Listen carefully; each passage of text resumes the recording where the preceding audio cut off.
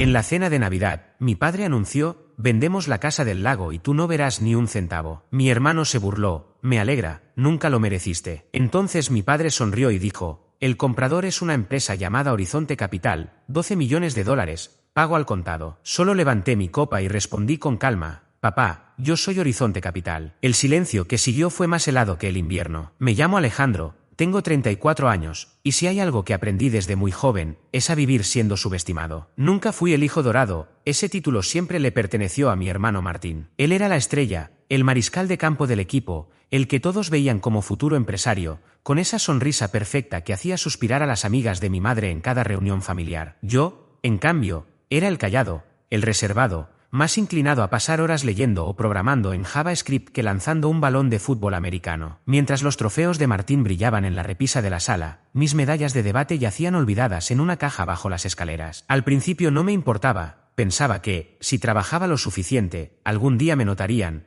que dejarían de tratarme como un fantasma en la mesa. Crecimos en Michigan, cerca de Traverse City, donde mi familia tenía una casa junto al lago a la que íbamos cada verano. Para mí, ese lugar lo era todo. Era el único espacio donde sentía que pertenecía. Mañanas tranquilas en el muelle, el sonido suave de la puerta mosquitera, mi padre preparando la parrilla mientras mi madre se quejaba por los mosquitos. Martín apenas me dirigía la palabra, pero no me importaba. Tenía los bosques, el agua, mis libros y, más tarde, mi portátil. Fue allí donde comencé a crear, primero páginas web y pequeños juegos, y después herramientas que realmente generaban ingresos. Desde esa casa lancé mi primer producto serio a los 21 años, sobre una mesa plegable medio rota, con apenas 2 rayas de señal wifi y la pantalla del portátil agrietada. Pero esa casa nunca fue mía. Mis padres se encargaron de que lo entendiera. Era un tesoro familiar, aunque en realidad siempre fue de ellos, y, por extensión, de Martín. Nunca lo dijeron con palabras, pero se notaba en cada comentario: cuando Martín tenga hijos, amarán la canoa o algún día Martín organizará aquí el 4 de julio. Yo, mientras tanto, era quien resolvía los problemas. Reparé el viejo cuadro eléctrico una vez que chispeó en invierno, destapé el tanque séptico cuando no había plomero disponible. Pero cuando pedí, una sola vez, llevar a unos amigos un fin de semana largo, mi madre frunció el ceño: esta casa no es para eso, Alejandro. Aún así, seguí yendo. Cumplí con mi parte, viajes largos al norte, arreglar lo que se rompía, cortar el césped cuando a mi padre le empezó a fallar la espalda, sin pedir nada a cambio. Para entonces ya ni siquiera vivía en Michigan, estaba en Seattle, levantando mi segunda startup. Sin embargo, hacía tiempo para visitar, ayudar y mantener el vínculo. Me repetía que era por amor, por familia, que algún día sería parte de la conversación, que dejarían de verme como el otro hijo. Todo cambió hace unos 3 años, cuando Martín volvió a casa. Su agencia de marketing se desplomó durante la pandemia. Clientes sobreendeudados, una alianza fallida con criptomonedas. Se quedó sin ahorros y regresó a Michigan derrotado. Mis padres no parecieron molestarse, lo recibieron con los brazos abiertos y sin pedirle explicaciones. Solo necesita tiempo para recuperarse, me dijo mi madre por teléfono, como si él no hubiera desaparecido durante un año viviendo en Miami. Cuando fui a pasar Acción de Gracias ese año, descubrí que Martín ya vivía en la casa del lago. Temporalmente, dijeron. Me abrió la puerta como si yo fuera un huésped de Airbnb. Zapatos afuera, acabamos de pulir el piso. Lo dijo sonriendo, como si él hubiera hecho el trabajo. Mis padres le habían dado vía libre. Convirtió la oficina en su sala de juegos, llenó de cajas el cuarto donde yo solía dormir y hablaba de renovaciones como si la propiedad fuera suya. Intenté no darle importancia. Reservé un hotel, llevé una botella de buen vino para la cena y mantuve la conversación cordial, pero todo se sentía distinto. Durante la comida, mi padre empezó con preguntas condescendientes. ¿Sigues con eso de la tecnología, verdad? ¿Aplicaciones o juegos? O lo que sea, dijo agitando el tenedor como espantando una mosca. Software empresarial, respondí. Ayudamos a compañías medianas a automatizar procesos. Está bien, interrumpió, pero no serás de esos que se queman a los 35, ¿verdad? Todo trabajo y nada real. Martín se rió. Sí. Leí que la mayoría de los tech bros se derrumban a tu edad. Mi madre sonrió como si fuera un chiste. Vamos, Martín, Alejandro es listo. Seguro tiene algo ahorrado. Algo, como si mi vida fuera tan irrelevante que no valía entrar en detalles. Apreté la mandíbula, sonreí y seguí comiendo. Pude haber dicho 1000 cosas, que mi empresa acababa de cerrar una serie B, que ya éramos 40 empleados, que en 2 semanas volaba a Zúrich para dar una conferencia. Pero no lo hice, porque sabía que no importaría. No para ellos. No cuando no era su idea de éxito. Esa Navidad fue peor. Mi vuelo se retrasó por una tormenta de nieve y llegué tarde. Cuando entré al camino, no había lugar para mi coche. Martín tenía 3 vehículos aparcados, incluido un BMW nuevo que claramente no podía pagar. Dejé mi auto al pie de la colina y subí con la maleta hundiéndome en la nieve. Dentro,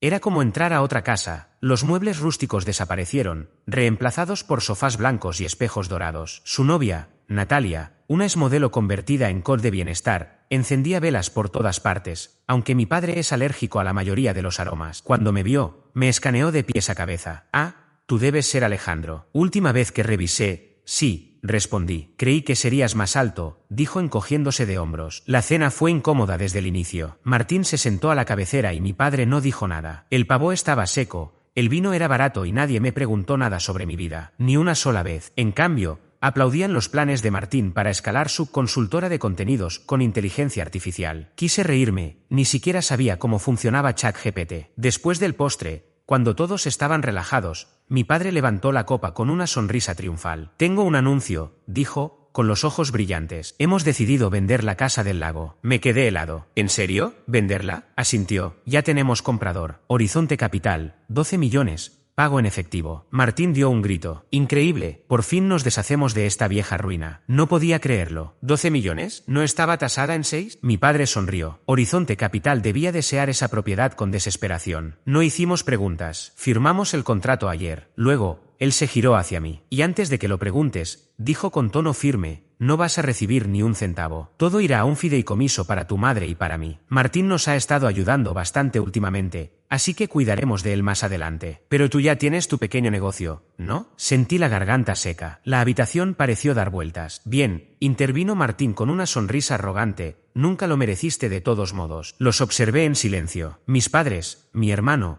y Natalia, que se limaba las uñas como si todo aquello fuera parte de un programa de televisión. Fue entonces cuando lo sentí, un clic interno, como si se activara un interruptor dentro de mí. Dejé mi copa sobre la mesa con cuidado, miré a Roberto directamente a los ojos y le dije, papá, yo soy Horizonte Capital. El silencio fue inmediato y absoluto. El tenedor de Carmen se deslizó del plato y sonó contra la porcelana. Martín frunció el ceño. ¿Qué? Balbuceó incrédulo. Sonreí con calma, despacio. Sí, yo compré la casa. Y en ese momento, todo cambió. El silencio posterior no era solo sorpresa, era algo más profundo, algo que empezaba a resquebrajarse. Vi a mi madre parpadear, con los labios entreabiertos, como si su mente no lograra procesar la conversación. Martín soltó una carcajada incrédula, de esas que uno hace cuando cree que el otro solo está mintiendo para salvar las apariencias. Sí, claro, soltó con desdén. ¿Pretendes que creamos que tienes 12 millones para gastar en una cabaña en medio del bosque? No es una cabaña, respondí en voz baja. Y sí, los tengo. Martín me miró esperando respaldo de Roberto, pero el rostro de mi padre comenzaba a tornarse extraño,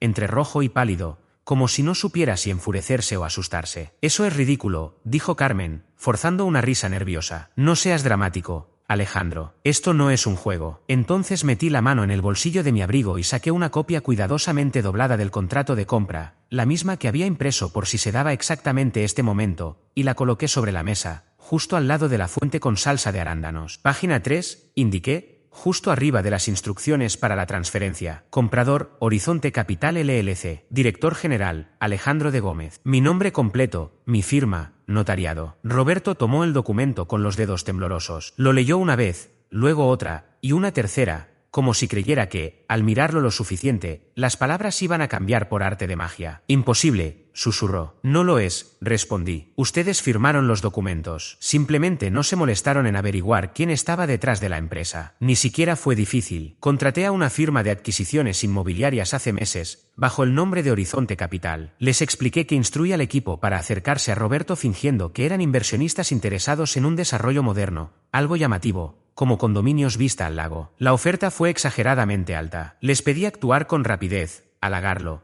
hablarle de números enormes, insistir en palabras como legado y diversificación de activos. Mi padre se lo tragó entero. Sabía que no me venderías la propiedad directamente, continué. Nunca pensaste que yo fuera digno de ella. Nadie dijo nada. El silencio era tan espeso que habría podido escucharse la nieve caer sobre el tejado. Martín reaccionó primero, levantándose tan rápido que la silla chirrió sobre la madera. No, no, esto es una broma. Estás jugando a humillar a papá. ¿Humillarlos? Repliqué. Solo hice una oferta. Los ojos de mi madre se abrieron como platos. Se giró hacia Roberto, la voz llena de pánico. Tú dijiste que era un inversor privado, que era una empresa tecnológica de California. Roberto se veía enfermo. ¿Yo? No lo comprobé. Los abogados se encargaron. No lo comprobaste porque jamás pensaste que yo podría estar detrás de algo valioso. Intervine, poniéndome de pie. Mi voz era calma, casi baja, pero cada palabra sonaba como un golpe.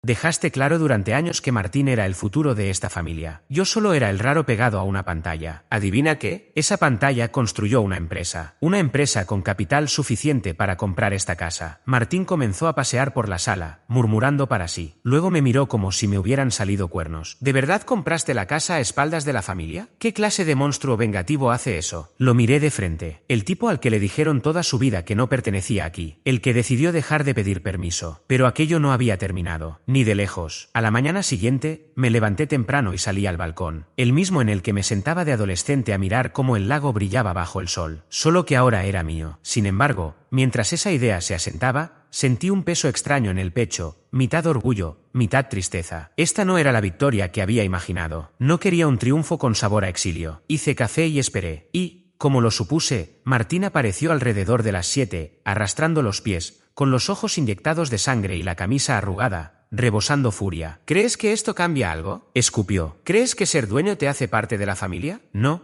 contesté, levantando la taza. Solo me convierte en el propietario. Golpeó la encimera con la palma abierta. Vas a venderla de nuevo. ¿Me oyes? Conseguiré que mamá y papá junten el dinero. No vas a quitarnos esto. ¿Quitárselos? Arqueé una ceja. Has vivido aquí gratis durante un año. No has pagado un centavo en impuestos, mantenimiento o servicios. Actúas como si fuera tu derecho de nacimiento. ¿Lo es? Gritó Cassie. No mereces esta casa. Ni siquiera te importa la tradición. Te fuiste a Seattle con tu estúpida startup y ahora crees que eres mejor que nosotros. Dejé la taza con calma y caminé hacia la puerta. No, Martín, no creo ser mejor. Creo que trabajé más y que dejé de esperar tu aprobación hace mucho. Se quedó mirándome, con la boca entreabierta, como buscando algo cruel que decir, pero sin encontrar palabras. Después salió dando un portazo. Y, justo después del desayuno, empezó la manipulación. Carmen me tomó del brazo y me apartó, con una voz melosa. Alejandro, cariño, creo que todo esto fue un malentendido. No hay ningún malentendido, repliqué. Siempre fuiste tan práctico, continuó, fingiendo no escucharme. Seguramente no querrás quedarte con la casa del lago. Vives tan lejos. Nunca lo usarías. Está aquí sin propósito. Debería pertenecerle a alguien que pueda cuidarlo, a alguien que tenga familia, dijo ella, con ese tono que mezcla lástima y exigencia. No respondí, solo di un sorbo a mi café. Piensa en tus sobrinos, añadió después. Aunque Martín todavía no tenga hijos, ¿no querrías que ellos crecieran aquí? Me miró esperando un sí, como si fuera obvio. ¿Y no te hubiera gustado que yo creciera sintiendo que pertenecía a este lugar? Contesté, parpadeó, confundida. Eso no es justo, Alejandro. No, Silvia, no es justo, es lo que se debió decir hace años. Por la tarde fue el turno de Roberto. Entró desde el garaje con semblante serio. Mira, empezó, anoche me sorprendiste, lo admito, pero tuve tiempo de pensar. Supongo que debería sentirme orgulloso. No lo hice por tu orgullo, repliqué. Aún así, continuó con voz baja, estamos hablando de una propiedad importante. Necesitarás ayuda para administrarla, seguros, servicios, acondicionamiento para el invierno. Ya contraté a un administrador, un abogado y una empresa de seguridad, respondí con calma. Todo está cubierto. Me observó como si no me reconociera, como si intentara encontrar al viejo Alejandro, el que siempre callaba, el que ayudaba y nunca pedía nada. Pero ese Alejandro había desaparecido. Los 2 días siguientes fueron insoportables. Martín comenzó a publicar indirectas en Facebook, insinuando traición y avaricia entre hermanos. Natalia se quejaba de que la vibra estaba rara. Carmen lloraba en silencio durante la cena, confiando en que la culpa funcionara donde la lógica había fallado. Roberto se refugió en el silencio, apareciendo solo para lanzar comentarios secos sobre unidad familiar y decepciones. Yo, en cambio, permanecí sereno, distante. Daba paseos, hacía llamadas discretas a mi equipo legal, organizaba los trabajos de renovación que iniciarían en primavera, porque lo que ellos no sabían era que la casa no era lo único que había comprado. Pero esa parte vendría después. Ahora mismo, el aire estaba cargado de tensión y las paredes parecían cerrarse sobre nosotros. La furia de Martín hervía bajo la superficie. Mis padres se aferraban al control. Y yo solo observaba todo desmoronarse. Todavía no les había contado mi plan completo. Cuando lo hiciera, todo lo que creían seguro se derrumbaría. La tercera noche, tras las sonrisas fingidas, las pullas disfrazadas y los silencios incómodos que marcaban el colapso silencioso de la familia, decidí dormir en la habitación de huéspedes. Era mi manera de mantener el control. Al fin y al cabo, la casa ya era mía. Pero también porque algo no olía bien. Había en el ambiente una tensión extraña, un zumbido de desesperación, como si quienes me habían menospreciado toda la vida por fin entendieran que ahora yo sostenía la única cuerda que podía salvarlos, y estaban entrando en pánico. Esa noche me quedé despierto revisando documentos en el portátil cuando escuché voces en el pasillo. Pasada la medianoche, el suelo crujió con pasos, luego, la voz baja y enfurecida de Martín. Y otra voz. Roberto. Quité la música y agucé el oído. Ella no confía en mí, susurró Martín. ¿Viste cómo me miró cuando dije lo de quedarme hasta enero? Solo se preocupa por las apariencias, contestó Roberto. Tu madre y yo hablaremos con ella. Puedes quedarte el tiempo que necesites. No voy a quedarme en la calle. Papá, puse todo en esa agencia, y ahora él actúa como si fuera el rey del castillo. Hubo una pausa. Tú lo prometiste, dijo Martín, con voz temblorosa. Lo sé, y lo vamos a arreglar. Déjamelo a mí. Alejandro siempre ha sido blando. Cederá si presionamos los botones adecuados. Blando. Esa palabra se me clavó como un anzuelo en las costillas. Pero lo siguiente me heló la sangre. ¿Tienes las copias, verdad? Preguntó Martín. Sí, dijo Roberto. Están en el estudio. Bien, se va el lunes. Eso nos da 2 días. No sabía de qué copias hablaban, pero reconocí ese tono, la voz de un plan gestándose a mis espaldas, con el mismo veneno que otras veces. Como cuando vendieron mi bicicleta sin preguntar o cuando omitieron decirme que habían refinanciado la casa del lago y pusieron a Martín en la escritura. Lo descubrí tiempo después, al revisar registros públicos durante la compra. Así supe que Martín había figurado en el título por un tiempo hasta que lo borraron para concretar la venta. Jamás preguntaron por qué el comprador quería pagar en efectivo. Estaban demasiado ocupados contando dinero imaginario. Ahora tramaban algo más. Esperé a que el pasillo quedara en silencio y bajé descalzo las escaleras. La puerta del estudio estaba cerrada, pero sin llave. Dentro, la luz seguía encendida. A simple vista, todo parecía normal. La vieja silla de cuero, el escritorio lleno de papeles, la lámpara antigua que mamá se negaba a tirar porque era del abuelo. Pero al revisar el cajón inferior, lo vi, una carpeta gruesa, con la letra de Martín, Plan B. Dentro había documentos impresos a medias, algunos falsos, otros con formato legal. Un borrador de declaración jurada afirmaba que había mentido sobre mi identidad para adquirir la propiedad. Otro decía que usé tácticas manipuladoras para engañar a una pareja mayor y arrebatarles su hogar. Incluso había correos falsos donde yo presumía de engañar a un viejo para quedarme con su casa del lago. Se me secó la boca. No era solo un chantaje emocional. Planeaban demandarme, o al menos amenazar con ello. Martín debió rebuscar en mis redes sociales para inventar capturas. Todo era un montaje diseñado para asustarme, para obligarme a retroceder. Me quedé sentado en el suelo, la carpeta en las manos, mirando esas hojas como si estuvieran escritas en otro idioma. Esto ya no era manipulación, era guerra. A la mañana siguiente, los reuní a todos en el desayuno, huevos, tostadas, lo de siempre. Coloqué la carpeta frente al plato de Martín. Olvidaste esto en el estudio, dije con calma. Se congeló. Roberto se tensó. Carmen parpadeó, confundida. ¿Qué es eso?, preguntó ella, intentando tomarla. Martín se adelantó y la arrebató. Solo unas notas viejas, murmuró. Incliné la cabeza. ¿Notas sobre qué? ¿Sobre la demanda falsa? ¿Esa donde supuestamente los estafé para quedarme con una casa que compré legalmente? ¿Nos espiabas?, saltó Roberto. ¿Espiar? No, papá. Ustedes conspiraban contra mí, respondí, poniéndome de pie. Esto ya no es sobre bienes raíces. Esto es sobre control. Alejandro, estás paranoico, dijo Carmen, por fin encontrando su voz. Solté una carcajada. Sincera. ¿Paranoico? Entonces explícame esto. Saqué uno de los correos falsos. Aquí dice que presumí de engañarlos. ¿Quién escribió esto? Porque no fui yo. Y tiene fecha 3 días antes de mi oferta. Roberto se levantó, inflando el pecho. ¿Basta? Ya dejaste clara tu postura. Yo solo sonreí. Lo único que intentábamos era proteger lo que nos pertenece. ¿Lo que les pertenece?, pregunté, conteniendo la rabia. ¿Te refieres a mi casa? Su mandíbula se tensó. Esta casa ha estado en nuestra familia por generaciones, respondió, alzando la voz. No puedes aparecer con dinero y arrebatárnosla como un ladrón. Tú la vendiste, le recordé, con un tono frío. Nadie te puso una pistola en la cabeza. No hubo engaños. La vendiste porque pensaste que yo no estaba a tu nivel. Eso lo golpeó. Incluso Carmen desvió la mirada, incómoda. Les di todas las oportunidades para que me aceptaran. Continué con firmeza. Cada vez que ignoraron mis logros, cada vez que convirtieron a Martín en el favorito, aun cuando se ahogaba en deudas, cada vez que necesitaron ayuda y yo estuve ahí sin pensarlo. ¿Y así me lo pagan? El silencio se volvió espeso. Ya no soy el mismo ingenuo de antes, añadí. Así que esto es lo que va a pasar. Tienen 48 horas para desalojar. Y si descubro un documento más falsificado, Presentaré cargos por fraude. No te atreverías, escupió Martín, rojo de ira. Sonreí con frialdad, con esa calma que anuncia un final inminente. Sí lo haría. Y créeme, voy a ganar. Arrojó el tenedor con tal fuerza que rebotó contra la pared y cayó al suelo con un estrépito que sonó como un disparo en una habitación muerta. Natalia dejó escapar un grito ahogado y salió corriendo del comedor. Carmen trató de tomar la mano de Martín, pero él la apartó, con el rostro enrojecido por la humillación. Yo me di la vuelta y salí sin mirar atrás. Ese fue el día en que, para ellos, dejé de ser su hijo y me convertí en una amenaza. Lo que no sabían todavía, y que yo no les había dicho, era que esa casa era solo una pieza más dentro de la red que había estado tejiendo en silencio. Y el siguiente movimiento destrozaría la poca ilusión de control que aún conservaban.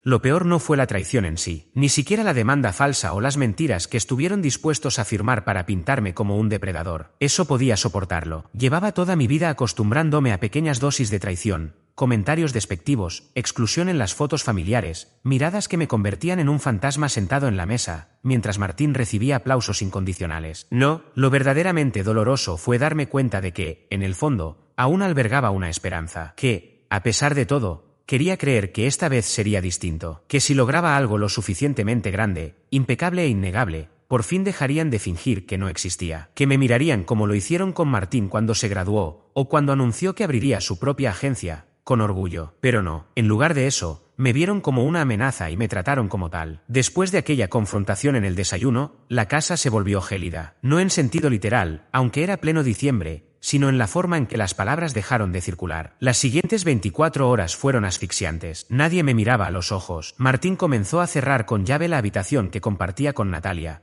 como si yo fuera a irrumpir y sacarlos a la fuerza. Carmen se movía sigilosa, aferrada a un delantal que no necesitaba, ofreciéndote con una sonrisa forzada y los ojos vidriosos. Roberto dejó de hablar por completo, salvo para gruñir sobre el termostato o quejarse afuera, de pie en la nieve. Yo pasé la mayor parte de esas horas en la sala del piso superior, el único lugar que aún conservaba algo intacto, los estantes de pino cargados de mis viejos libros, la rendija en la ventana que nadie había reparado en años. Me acurruqué en el mismo sillón donde solía sentarme a los 13, ahora con las piernas demasiado largas para doblarlas bajo mí, y me quedé mirando la chimenea apagada. Hacía años que nadie la encendía. Esa noche intenté llamar a alguien. Necesitaba hablar con alguien que me entendiera. Marqué el número de Laura, mi antigua compañera de universidad y mejor amiga desde entonces. Ella estuvo conmigo desde mi primera startup, en las noches interminables de trabajo y cenas de ramen, cuando todo era código escrito a mano y sosteníamos las pizarras con cinta adhesiva. Contestó al segundo timbrazo, con voz somnolienta por la diferencia horaria. ¿Estás bien?, preguntó enseguida. No respondí de inmediato. Creo que lo único que logré decir fue: compré la casa por las razones equivocadas. Guardó silencio unos segundos y luego dijo: háblame. Así lo hice. Le conté todo, cómo fundé Horizonte Capital en secreto, cómo organicé la compra a través de empresas intermediarias para que Roberto no supiera que era yo, cómo dediqué meses a planificar la logística solo para alcanzar ese instante de justicia poética, y cómo, después de conseguirlo,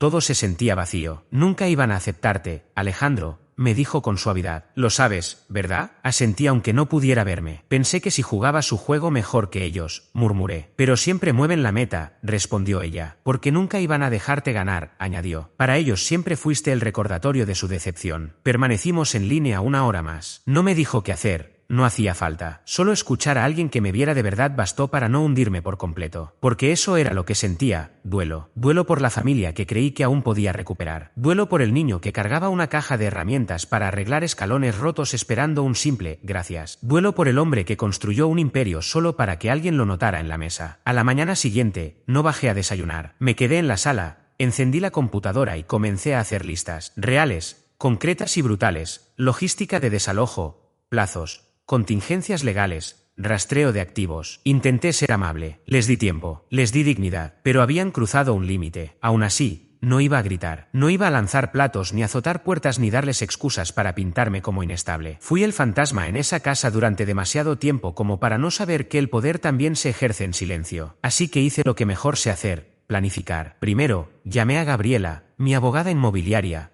tan aguda como implacable. No se inmutó ante el drama familiar. Le expliqué los documentos falsos que encontré, le envié fotos y le di acceso a las carpetas compartidas que ya había preparado anticipando problemas. Confirmó mis sospechas. Estos documentos no solo son falsos, me dijo, son descuidados. Si intentan presentar algo con esto, respondemos con fraude y difamación. Puedo preparar una orden de restricción si es necesario. Segundo, revisé los términos de la venta. Oculta entre las cláusulas, gracias a una que yo mismo exigí, estaba la condición de residencia. Todos los ocupantes debían desalojar en un plazo máximo de 72 horas tras la firma, salvo que existiera un contrato de arrendamiento. Yo había extendido ese margen por cortesía. Ahora estaban en la hora 62. Sin contrato, sin acuerdo, solo invasores con buenos abrigos de invierno. Por último, reenvié un mensaje privado a mi empresa de administración, transición en enero. Detallé el plan, inicio de renovaciones, demolición completa del sótano, inspección estructural, nueva instalación eléctrica, un estudio en el segundo piso. Todo. Necesitaban la propiedad desocupada. Martín no estaría nada feliz. Comencé a organizar carpetas digitales, clasificando todo por categorías. Documentos legales, comunicaciones, contratos, fotografías. Sabía que mi abogado estaría satisfecho. Ya no se trataba solo de negocios, era protección. A media tarde, Carmen volvió a intentarlo. Entró al despacho con una bandeja, té, galletas y una servilleta doblada en triángulo. Solo quería hablar, dijo en voz baja. No la invité a sentarse, pero lo hizo de todas formas. ¿Sabes? Empezó, con la voz temblorosa, hicimos lo que creíamos mejor para ustedes. Detente, respondí sin alterar el tono. No intentes reescribirlo. No hicieron lo mejor, hicieron lo más fácil. Martín era el hijo brillante, el que brillaba, y yo era el silencioso, el incómodo. Así que apoyaron al que les hacía sentir orgullo frente a los demás. Sus manos temblaban mientras sostenía la bandeja. Nunca dejé de amarte, susurró. Jamás dije que lo hicieras, contesté, pero el amor sin respeto no es más que culpa con una sonrisa. Eso la dejó sin palabras. No la eché del despacho, se fue por su cuenta un minuto después, con los ojos vidriosos y los labios apretados. Yo seguí trabajando. Era lo único que sabía hacer, reconstruir desde los escombros, convertir piezas rotas en sistemas, en planos, en poder. Pero no mentiré, esa noche, cuando la casa quedó en silencio y me quedé solo en el despacho mirando el lago helado, lloré. No fue un llanto largo ni ruidoso, pero sí profundo, el tipo que aprieta el pecho y no suelta. Porque, por más dinero que ganes y victorias que acumules, duele que las personas que te dieron la vida no te quieran. Aún así, me sequé las lágrimas y seguí planificando, porque muy pronto todo cambiaría y, cuando la tormenta estallara, estaría preparado. La mañana siguiente amaneció lentamente, tiñendo el lago congelado con un resplandor anaranjado. Me quedé de pie junto a la ventana, café en mano, observando cómo la luz se extendía sobre el agua como si recuperara algo perdido. El despacho estaba en calma, la casa aún más. Era el último día completo de su plazo de 72 horas. Ellos no lo sabían, pero hoy se acababa la fantasía en la que aún tenían el control. Pasé la noche afinando cada detalle. El cerrajero llegaría el lunes a primera hora, justo después de que venciera el plazo. El administrador de la propiedad aparecería enseguida para evaluar la casa. Mi equipo legal había revisado cada cláusula del contrato y preparado la notificación formal de posesión. Todo estaba listo, pero más allá de lo legal, algo había cambiado dentro de mí. Una parte de mí, la que siempre quiso ser aceptada, se había retirado, y en su lugar había surgido algo más fuerte. Claridad. Ya no los necesitaba. Y, curiosamente, esa idea no dolía. Me liberaba. Salí de la casa apenas salió el sol y conduje hacia el centro, por caminos que no recorría desde hacía años. Traverse City había cambiado. Restaurantes modernos, cafeterías boutique, un espacio de coworking donde antes había una ferretería. Aparqué y entré a un café tranquilo que solía frecuentar en la universidad. El barista era distinto, pero el aroma seguía igual, espresso o amargo con un toque de canela. Pedí mi café negro con un poco de crema y me senté junto a la ventana. Abrí el portátil y me puse a trabajar. Mientras mi familia se ahogaba en silencio pasivo-agresivo en la casa, yo cerraba un contrato de 6 cifras con una empresa europea de logística para licenciar nuestro software de gestión. Tenían decenas de almacenes y estaban perdiendo dinero por ineficiencias. El producto más reciente de Horizonte Capital resolvería eso. Llevábamos meses negociando. Esa mañana, cerramos el trato. Una hora después, recibí un mensaje por Slack de nuestro CFO. Julieta acaba de superar los 10 millones en ARR. Redacto la actualización para inversores. Respondí, esperemos al lunes. Tengo otra sorpresa en camino. Y era cierto, porque no era el único acuerdo en juego. La noche anterior, tras hablar con Laura, ella me puso en contacto con un grupo de desarrolladores regionales interesados en un terreno frente al lago para construir un resort boutique de lujo, un refugio sostenible y minimalista, diseñado para retiros de bienestar durante todo el año. Al principio no lo habría considerado, pero tras leer la propuesta entendí algo. La Casa del Lago podía dejar de ser un monumento a la mezquindad de mi familia para convertirse en mi propio legado. Los desarrolladores no querían destruir la esencia del lugar, solo modernizarlo, ampliar el muelle, añadir un spa ecológico y unas cabañas pequeñas en la pendiente. Querían una mezcla de lo antiguo y lo nuevo, incluso ofrecieron bautizar el complejo con su nombre original, Mirador Lago Azul. No tenía ni idea de quién era yo cuando hablamos. Para el mediodía, tenía un acuerdo preliminar en mi bandeja de entrada. Eso significaba demoler la sala de juegos de Martín y la suite que había convertido en su reino personal. Significaba desmantelar la cocina de la que Carmen presumía, aunque casi nunca usaba. Significaba borrar las últimas huellas de su dominio. Hice clic en aceptar. Regresé a la casa por la tarde. Encontré a Martín en el sofá,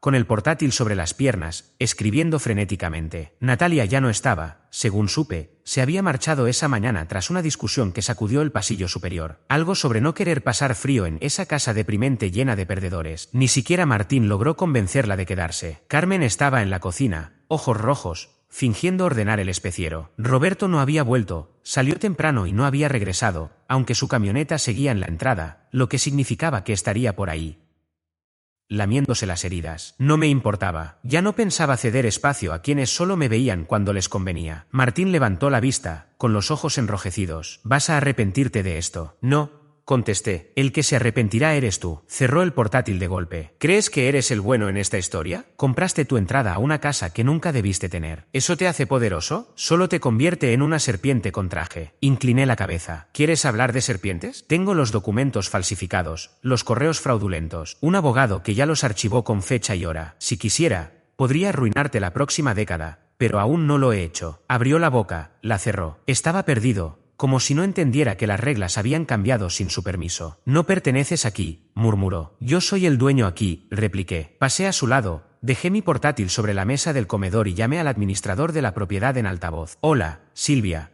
confirmando la inspección del lunes. «Sí», respondió ella, profesional. 9 en punto. Las cerraduras estarán cambiadas para las 10. El equipo llega al mediodía. Me giré hacia Martín, asegurándome de que escuchara cada palabra. «Perfecto. Vamos a traer esta casa al siglo XXI». Salió furioso, maldiciendo entre dientes. No lo seguí. Tenía demasiado trabajo. Durante el fin de semana, afiné la propuesta para el resort, hablé con arquitectos, consultores ambientales y contratistas locales. Puse a mi asistente a coordinar cronogramas, impuestos y permisos municipales. Y el domingo, mientras el sol se escondía tras los árboles, abrí el correo de mi contadora confirmando lo que ya sospechaba. Horizonte Capital tenía ahora 13,7 millones de dólares en utilidades retenidas. Había suficiente dinero para cubrir la renovación completa, ampliar la propiedad y hasta comprar el terreno vecino, ese del que Roberto siempre hablaba en tono de broma, pero que jamás se atrevió a adquirir. Ya no era simplemente una casa junto al lago, se había transformado en algo mucho más importante, un símbolo, un punto de control, un espacio que gritaba poder y autonomía. Aquella noche, serví un vaso de whisky y salí a la terraza. El aire helado me golpeó el rostro, tan cortante que quemaba. Frente a mí, el lago estaba congelado, inmóvil y silencioso. Las estrellas brillaban con una claridad que no recordaba desde hacía años. No sentía rabia ni tristeza, sentía enfoque, porque sabía que el momento estaba cerca, el golpe definitivo caería y todo lo que habían construido con favoritismos y engaños se vendría abajo. El lunes amaneció con temperaturas bajo cero. Una neblina espesa se extendía desde el lago, cubriendo los árboles con un velo blanco. Desde afuera, la casa parecía sacada de una postal, tranquila, serena. Pero en el interior, el ambiente era opresivo. Eran las 8:55 de la mañana. Me encontraba de pie junto a la puerta principal, con un abrigo oscuro, una carpeta llena de documentos legales en la mano derecha y una taza de café en la izquierda. Exactamente a tiempo, la camioneta del cerrajero entró en la entrada. Segundos después, el SUV de Silvia avanzó sobre la grava congelada. Ella bajó con un portapapeles en una mano y un auricular inalámbrico en la otra, vestida como alguien acostumbrada a desalojar casas antes del almuerzo. Martín bajó las escaleras medio dormido, con el cabello revuelto y los pantalones de chándal torcidos. Se quedó paralizado al ver a Silvia y al cerrajero descargando herramientas. «¿Qué demonios pasa aquí?», exclamó. «Aviso de posesión», respondí con calma, entregándole un documento sellado y firmado por el registro del condado. «Tu periodo de gracia terminó». «¿Me estás echando?». Su voz se quebró como la de un adolescente. «¿Es en serio?». «Muy en serio», contesté. «Las cerraduras se cambiarán en menos de una hora. El equipo de Silvia comenzará hoy mismo la inspección y preparación para las reformas. Más te vale salir antes de que eso ocurra». «Eres increíble», gritó, con los ojos encendidos. «¿De verdad crees que el dinero te hace intocable?». «No», dije, sin alterarme. «Pero los contratos sí». Me di la vuelta y salí al frío. Permanecí junto a Silvia mientras el cerrajero trabajaba. El sonido metálico de sus herramientas retumbaba en el porche. «Tranquilo», me dijo ella. «Hemos manejado situaciones mucho peores. Todo saldrá bien». Y así fue. Martín empacó a toda prisa, convencido quizá de que podría volver cuando me calmara. Lo que no entendía era que esto no era un arrebato, era una jugada calculada, y él ya estaba perdido desde hacía tiempo. Al mediodía, las cerraduras eran nuevas. Para las 2 de la tarde, el equipo de Silvia había revisado cada rincón, documentado daños, marcado paredes con cinta azul y preparado el acceso para los contratistas. A las 4, volví a quedarme solo, pero no había terminado. Mientras ellos se aferraban al pasado, yo había estado construyendo algo mayor. Horizonte Capital llevaba creciendo en silencio, 4 años, paso a paso, sin titulares llamativos ni inversiones ostentosas. Nada de viralidad, solo trabajo constante. Ahora, con ingresos anuales de 8 cifras y nuestra nueva solución tecnológica a punto de iniciar pruebas con empresas Fortune 500, ya no éramos jugadores pequeños. Pero el verdadero cambio no estaba ahí. En los últimos 18 meses convertí la compañía en un holding. Adquirí de forma discreta propiedades, activos y empresas fantasma con un valor estratégico enorme. No era ambición vacía, era inteligencia. Aprendí algo observando a mi familia. El poder no está en lo que posees, sino en lo que los demás ignoran que tienes. Un ejemplo, el terreno contiguo a la casa del lago. Martín lo llamaba el basurero, lleno de maleza, remolques oxidados y un embarcadero abandonado. Le encantaba lanzar cohetes hacia allí solo para irritar al dueño, un hombre ermitaño y paranoico que amenazaba con demandas por invasión de propiedad. Hace 2 meses lo compré mediante una sociedad pantalla. El trato se cerró en efectivo. Le ofrecí al anciano un 30% más del valor de mercado y le pagué la mudanza a Florida. Incluso mi abogado le consiguió una casa rodante nueva. En cuanto tuve la escritura, envié a mi equipo a inspeccionar con drones. El suelo era firme, la pendiente perfecta. Lo mejor, incluía derechos de agua que Martín desconocía. Gracias a eso, ahora controlo el acceso al muelle y a la entrada que conecta con toda la ruta náutica del lago. ¿Por qué es importante? Porque el contrato del puerto deportivo vence en 8 meses, y dependen por completo de esa entrada. Ya inicié conversaciones para comprar el terreno y trasladar las operaciones a un muelle privado, justo detrás de la casa, en mi orilla. No solo estaba recuperando la propiedad,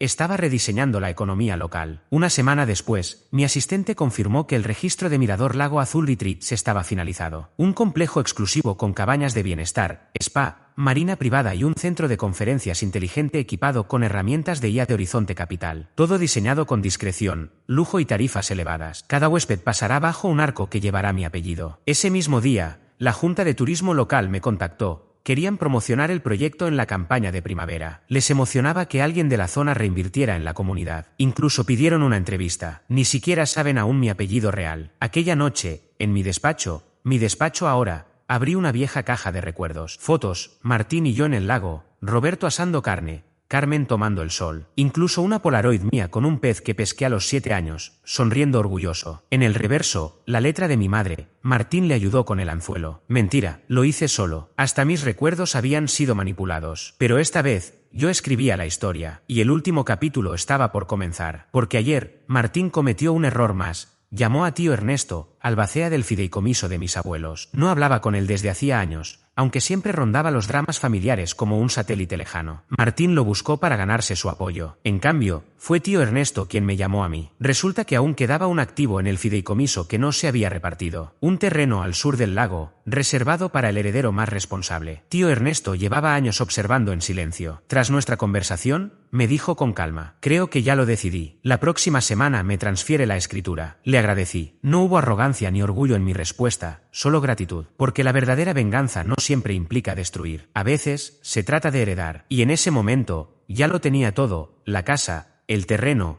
el acceso, el legado. Todo comenzó con un sobrecolor marfil, de papel grueso, con mis iniciales grabadas en plata sobre la solapa, AGP, sencillo, elegante y preciso. Dentro había cartas formales, dirigidas a cada miembro de la familia: Carmen, Roberto y Martín, todas impresas en papel membretado de Horizonte Capital. El tono era profesional y frío, sin insultos ni emociones, solo hechos envueltos en lenguaje legal. Había dedicado semanas a perfeccionar cada palabra junto a mi equipo jurídico, eligiendo términos imposibles de tergiversar. Se entregaron en mano, un martes tranquilo, cuando ellos aún estaban conmocionados por el desalojo y fingían que tenían un caso por armar. Pedí firmas de recepción para asegurarme de que quedara constancia. Cada carta contenía condiciones finales, entrega inmediata de todas las llaves, códigos de acceso y pertenencias dejadas en el lugar. Cualquier objeto no reclamado antes del viernes se consideraría abandonado y sería donado o destruido. Se notificaba además sobre renovaciones y cambios de zonificación. La casa sería transformada en un retiro boutique y centro de innovación corporativa. Todos los artículos sentimentales retirados durante la demolición se almacenarían por 60 días. Después, serían eliminados a mi criterio. Quedaba prohibido alojarse o residir en la propiedad sin invitación escrita. El ingreso no autorizado sería considerado allanamiento, con acciones legales inmediatas. El sistema de vigilancia ya estaba instalado. Además, incluye una cláusula adicional: cese y desistimiento. Cualquier difamación,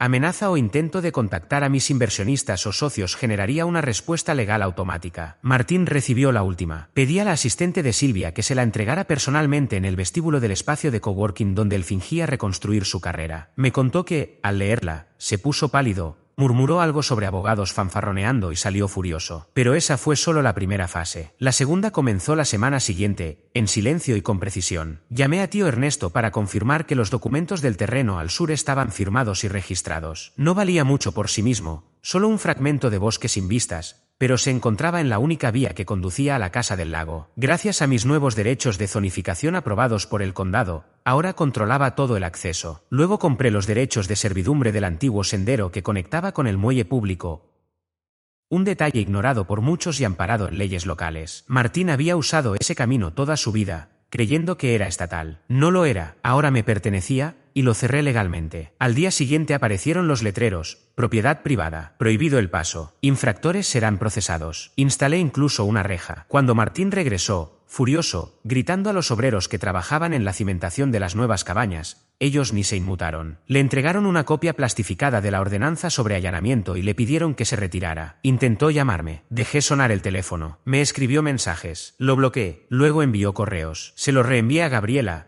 quien respondió con una frase impecablemente redactada: el señor Gómez ya no desea mantener contacto. Mientras tanto, mis padres intentaron su propio enfoque. Carmen me envió una carta extensa, mezcla de disculpas y chantaje emocional, apelando a los recuerdos familiares y a la esperanza de que reconsiderara venderles a extraños. Incluyó fotos antiguas. En una, yo aparecía con 10 años, sentado en las escaleras del porche, sosteniendo una caña de pescar demasiado grande para mí. A mi lado, Martín sonreía como si él hubiese atrapado el pez. En el reverso, mamá había escrito: siempre juntos. Devolví la carta sin abrir. En su lugar, contraté a un fotógrafo profesional para capturar imágenes del terreno despejado, la ampliación del muelle y las bases recién vaciadas para las cabañas de bienestar. Las fotos eran espectaculares: el sol reflejándose en el agua, la nieve brillando sobre las vigas, líneas modernas emergiendo del suelo. Subí la mejor imagen a la página de actualizaciones para inversionistas de Horizonte Capital, con el título: Centro de Innovación Mirador Lago Azul, fase 1 en marcha. Luego programé el comunicado de prensa. Una semana después, el periódico local publicó un artículo completo: Emprendedor tecnológico transforma histórica propiedad en un centro insignia. Me citaron brevemente, pero con respeto. Mencionaron mis raíces en Michigan, mi intención de reinvertir en la comunidad y los planes para el espacio, ecolodges, retiros privados y un laboratorio de liderazgo de vanguardia para startups en crecimiento. El artículo se volvió viral en toda la región. Personas que en el pasado me habían ignorado ahora querían saludarme, darme la mano y felicitarme. Mientras tanto, la agencia de Martín, su último intento por recuperarse, se encontraba hundida en deudas. Resultó que el inversor del que tanto presumía lo abandonó tras un mal trimestre. Varios de sus clientes, muchos de ellos con negocios cerca del lago, comenzaron a incomodarse al trabajar con alguien vetado del proyecto más importante de la zona. Uno incluso se puso en contacto directo con Horizonte Capital para preguntar si ofrecíamos servicios de consultoría digital. Les respondí que no, pero les pasé el contacto de una firma emergente en la que habíamos invertido discretamente 2 meses antes, una empresa de la que yo era socio. Ellos consiguieron el contrato. Martín se quedó con las manos vacías. Roberto, por su parte, trató de salvar su reputación. En el club de golf, repetía que la venta de la casa había sido un favor hacia su hijo, que siempre estuvo planeado, que se sentía orgulloso. Pero todo se vino abajo cuando alguien le mostró el artículo junto con la declaración del desarrollador. Estábamos encantados cuando el señor Gómez se acercó a nosotros con la propuesta de comprar el terreno. La familia no tuvo idea de a quién representábamos hasta que todo se cerró. La mentira se desmoronó rápido. Comenzaron las preguntas y la verdad, silenciosa e innegable, empezó a propagarse. En una ocasión, un antiguo vecino me envió una foto: Roberto parado en su entrada, solo, con la nieve cayendo a su alrededor, mirando el lago congelado. Sin texto, sin explicación. Se veía diminuto, más de lo que jamás lo había visto. No sentí alegría, tampoco triunfo, solo una sensación de final. Había pasado la vida entera esperando reconocimiento, ansiando justicia, y comprendí que había estado persiguiendo algo que ellos nunca fueron capaces de darme. Pero ya no lo necesitaba, porque habían perdido la capacidad de reescribir la historia. Nunca más podrían decir: él era el callado o en realidad no hizo mucho o menos mal que Martín estaba ahí para ayudar. No, ahora,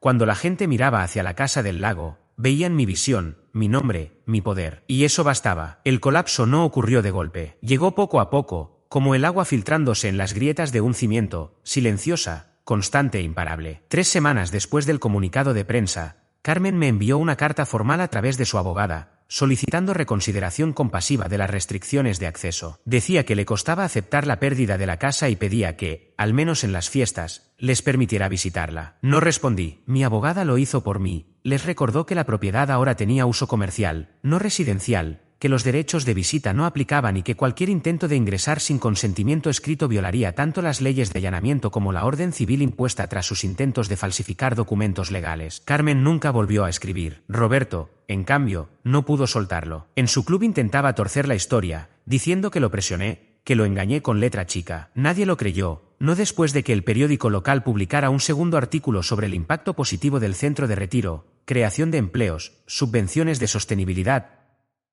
alianzas con incubadoras tecnológicas y programas de salud mental. Incluso ya se construía un centro comunitario con mi nombre en el terreno sur. La ciudad había pasado página, pero él no. Una tarde se presentó sin avisar. Yo estaba supervisando la instalación del nuevo muelle de vidrio cuando seguridad me informó por radio: hay un hombre intentando pasar la reja. Dice que es su padre. Les pedí que lo escoltaran con calma, sin altercados. No bajé a verlo. Más tarde revisé la grabación. Ahí estaba, con un abrigo de franela gastado, más envejecido de lo que recordaba, con la mirada vidriosa. Se quedó frente a la reja unos 10 minutos, sin hablar, sin gritar, solo mirando. Luego se dio la vuelta y se fue. Martín se precipitó al vacío aún más rápido. Se filtró la noticia sobre los documentos falsificados. Un blog local difundió la historia, como intentó fabricar pruebas para revertir la venta de la propiedad. No llegó a medios nacionales, pero bastó para arruinarlo en la zona. Sus clientes empezaron a buscar su nombre en Google y decidieron no contratarlo. Cerró su agencia 2 meses después y regresó a vivir con nuestros padres. Supe por conocidos que Natalia estaba embarazada, pero no de él. Lo había dejado semanas antes de que esa carta llegara y ya vivía con un dentista de Kalemesú. No sentí lástima, sentí distancia. Una distancia limpia, afilada, irrompible, porque mientras ellos se desmoronaban, yo ascendía. El retiro abrió ese verano y las críticas fueron extraordinarias. Mirador Lago Azul se transformó en un refugio para directivos, artistas, terapeutas y pensadores. Un lugar para reiniciar. El centro de conferencias acogía encuentros estratégicos, las cabañas ecológicas se reservaban con meses de anticipación, el muelle privado ofrecía yoga al amanecer y sesiones de planificación a la luz de la luna. Yo vivía en la casa principal. Mi casa, renovada, modernizada, recuperada. Una mañana, estaba en la terraza junto a Laura,